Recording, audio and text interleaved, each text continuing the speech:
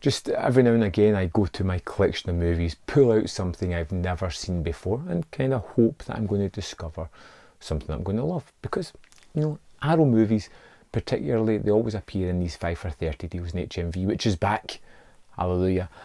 And at that price, I'm more than happy to blind buy them, particularly because of the content that's on the disc is always fascinating. So this one that I watched was The Incredible Shrinking Man. I love this cover, I think it's fantastic. It's a movie that feels familiar to me. I've seen things either like it or I've seen it before a long time ago. I used to watch these kind of movies with my dad way back when I was a youngster, and they were always fascinating to me, and I sat down to watch this with my kids and we all loved it. It's a fairly simple story, as we have our main character who is on a boat with his wife. She goes down to get some drinks. He gets stuck in what I can only assume is a nuclear blast, gets covered in something, and 6 months later finds himself just a little bit lighter, a little bit smaller than he once was, and it gradually gets smaller and smaller until he is teeny tiny and prone to all kinds of real world dangers. Now, I love the fact that there's no preamble whatsoever. The opening scene is them getting hit by this nuclear blast, and then we just jump to 6 months where the effects are starting to kick in on him. And it's wonderful, you know, seeing the production design, the way that they went about doing this is just so much fun. You know, the forced perspective, the larger props than they would normally have. Just even simple things like getting them clothes that are just a size too big to show that they're hanging off him is just so much fun. And the movie does take some really interesting turns with it, like things that I wasn't expecting.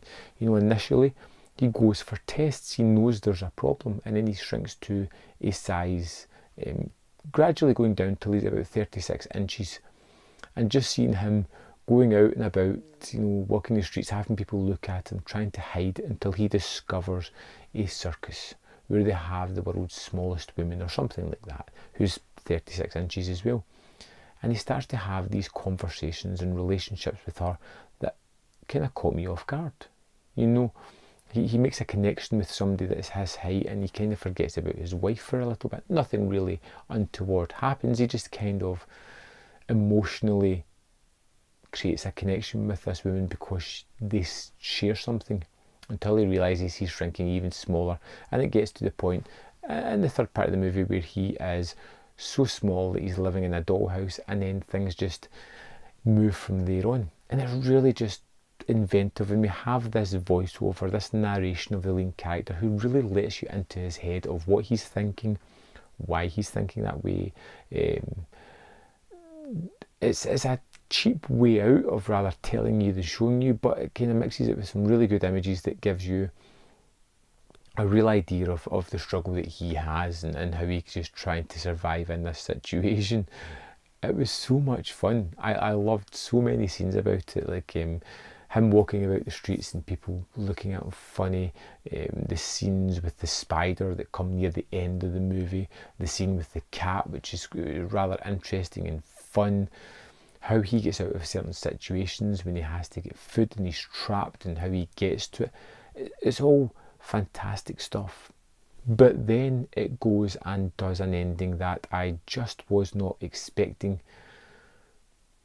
but is very apt and fitting for the movie, and kind of leaves it on a kind of theological element that I won't spoil for you, but I feel was a really daring choice at the time.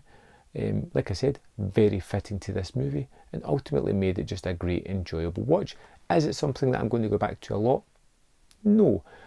Is it something that I could see me putting on every year or two?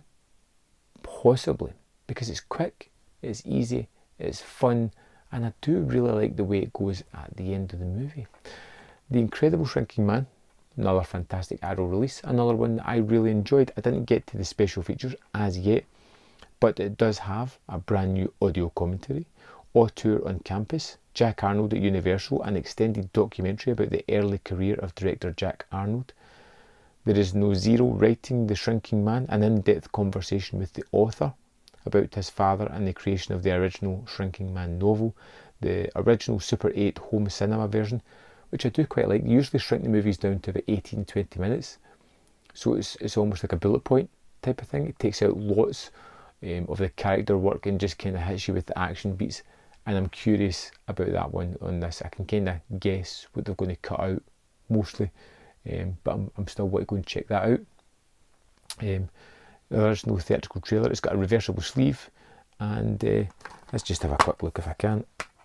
Take the sleeve out. There we go. There's this sleeve there. But I do like that one. I think that artwork is particularly nice. And there we have it. The Incredible Shrinking Man. Another movie that I can cross off my list that I've checked out.